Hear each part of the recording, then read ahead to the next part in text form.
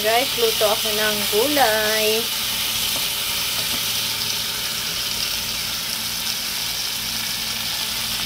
Yan lang. 3 klaseng gulay lang to. Sitaw, ampalaya, talong, saka kamatis pala. Yan.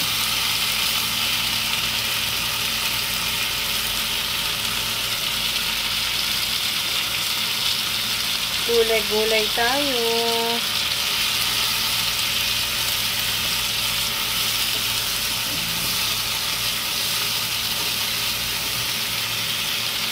Ito ang aking lunch. Patik kasi walang bagoong.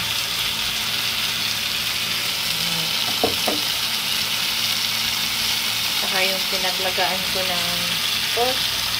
Yan ang pansabaw ko.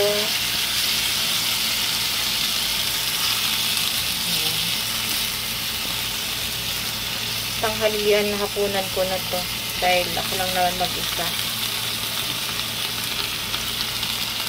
Thank you for watching. God bless. Follow for more. Yan.